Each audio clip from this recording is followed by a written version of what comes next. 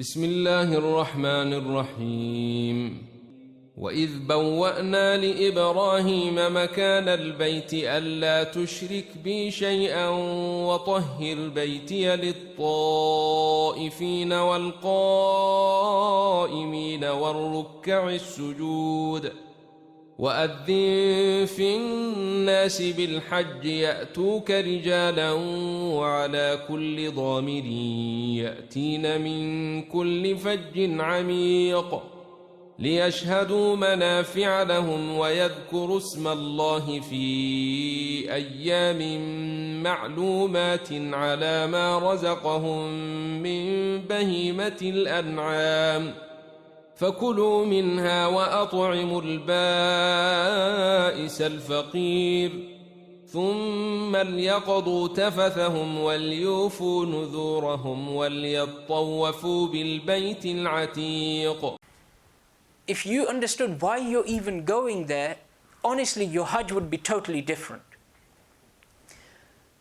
The three questions that you need to ask yourself, and this is the three questions of philosophy. Question number one, where have I come from? Question number two, what am I even doing here? And question number three, where am I going?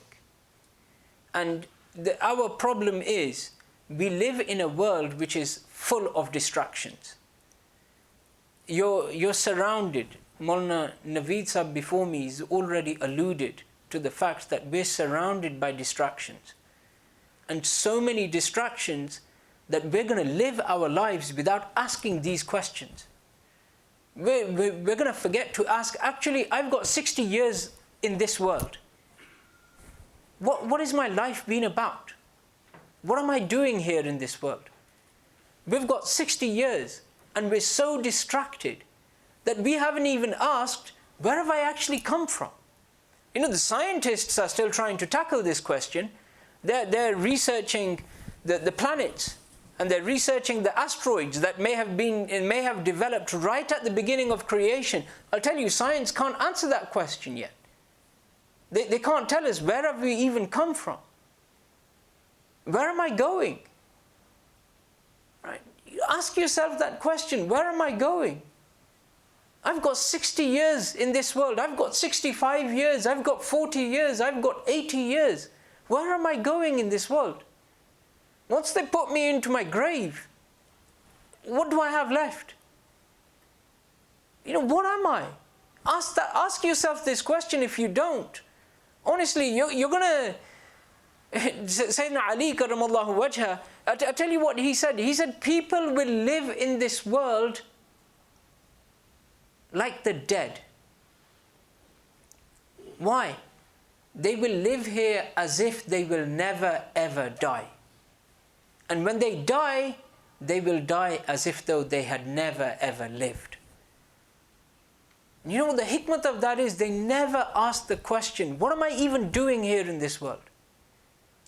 And if you stop and ask yourself, what are you doing here? What's the maqsad of your life? I'll tell you the distractions that have entered around you. Your children, your families, your wealth, your properties, this dunya. It's all of this. وَمَا الْحَيَاةُ الدُّنْيَا إِلَّا مَتَاعُ الْغُرُورِ. It's all become an absolute distraction for us. Our life has become all of this. And what it takes, what's actually happened is we've forgotten our actual purpose in existence. You know, the insan is created in two parts. And Allah Ta'ala has created us beautifully neutral.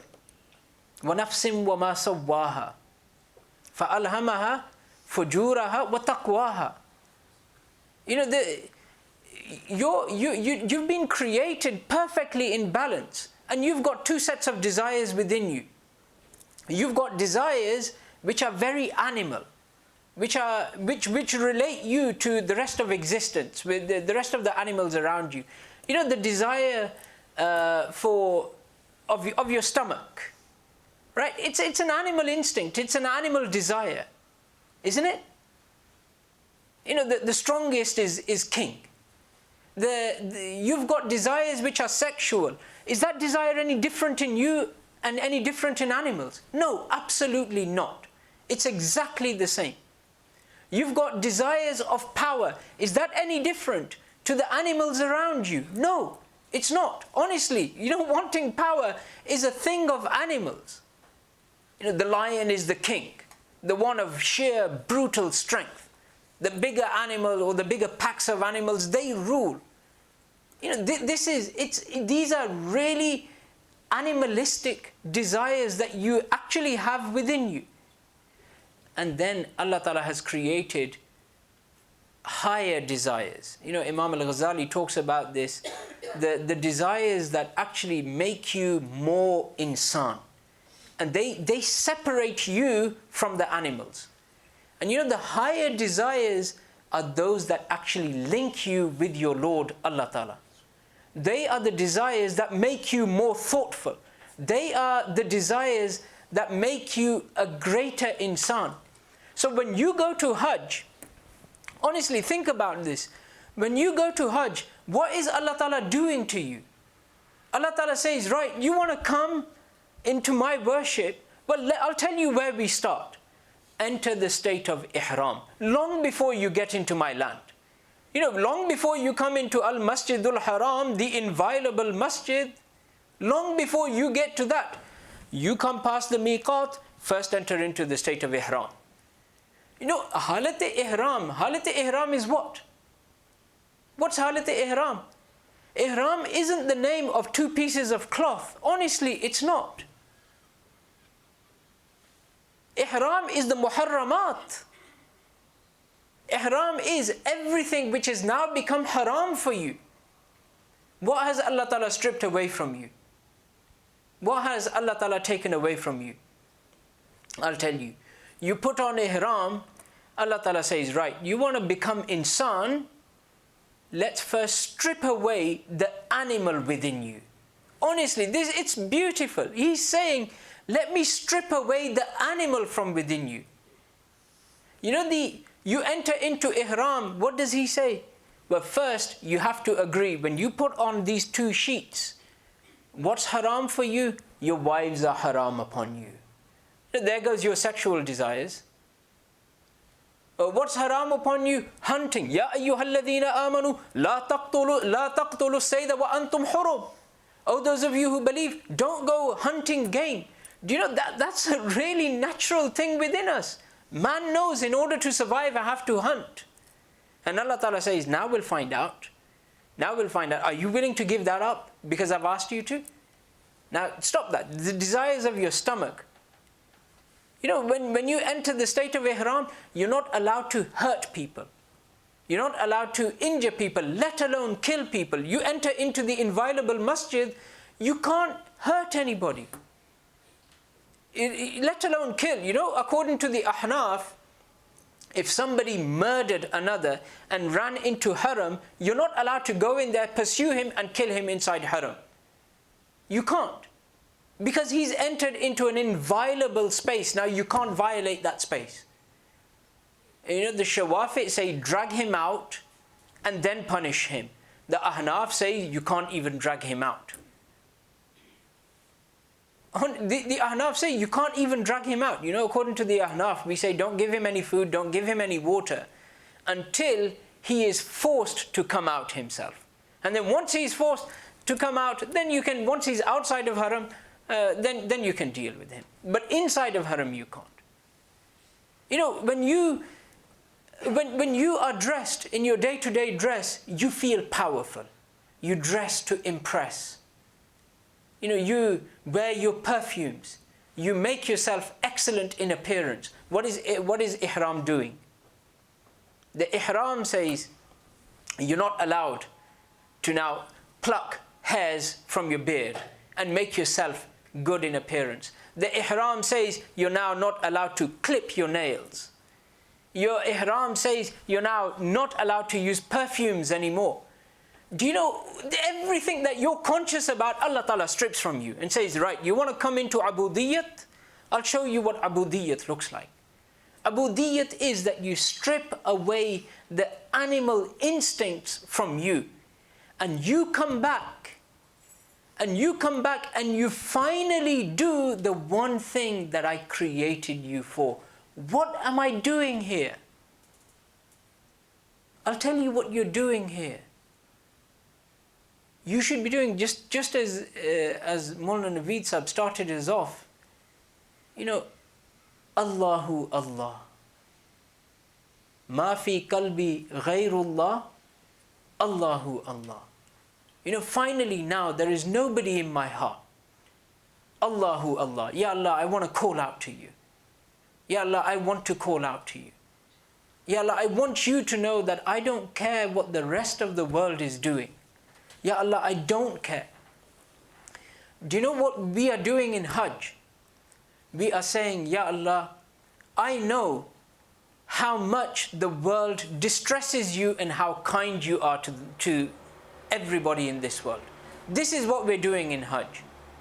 We're saying, Ya Allah, we know that your kindness is so great that even though you know the horrific atrocities that we are going to commit against other human beings, though you know the horrific things, Ya Allah, we will say against you, though you know the apostasy that man will commit, though you know the offenses that they will take part in, you still give them life. وَهُوَ الَّذِي يَتَوَفَّاكُمْ بِاللَّيْلِ وَيَعْلَمُ مَا جَرَحْتُمْ بِالنَّهَارِ ثُمَّ يَبْعَثُكُمْ فِيهِ لِيُقْضَى أَجَلًا مُسَمًّى. He is the one who takes your souls by night, and He knows exactly the offenses that you're going to commit by day. And despite that, your Lord still sends you back into this world. Why? لِيُقْضَى أَجَلًا مُسَمًّى, so that the appointed term can be fulfilled. He is never unfair to you. He will give you your moment to your very last. You will live your lives as much as have been determined for you. He will never cut that short, even if He knows the great atrocities that you will commit. And we say, Ya Allah, we know the atrocities that are being committed against you. And we know that the Ahl Kitab didn't listen when you said, قُلْ يَا أَهْلَ الْكِتَابِ لَا تَغْلُوا فِي دِينِكُمْ. When you said, oh, people of the book, don't exaggerate your religion to a point that you started calling your prophet the Son of God. We know, Ya Allah, how much the world has offended you. لَقَدْ كَفَرَ الَّذِينَ قَالُوا إِنَّ اللَّهَ هُوَ الْمَسِيحُ ابْنُ مَرْيَمَ. Those people are disbelievers who have said that Allah Ta'ala is Masih ibn Maryam. We know how much the world has offended you when you have taught us لَقَدْ كَفَرَ الَّذِينَ قَالُوا إِنَّ اللَّهَ ثَالِثُ ثَلَاثَةٍ. We know how much, Ya Allah, they offend you when they say that Allah Ta'ala is one of a trinity. We know all of these things that are going on in our dunya around us. And we want you to know, Ya Allah, we want you to know that we have come. Ya Allah, we are stripping ourselves of our animal desires. Ya Allah, here it is. I don't want my sexual desires. I don't want desires of my stomach. I don't want to go hunting. I don't care about my appearance. Today, I want to do the one thing that you have created me for. The one thing that you have created me for. I want, Ya Allah, to rejoice loud and proud. Labbaik, Allahumma labbaik. Labbaik la sharika laka labbaik.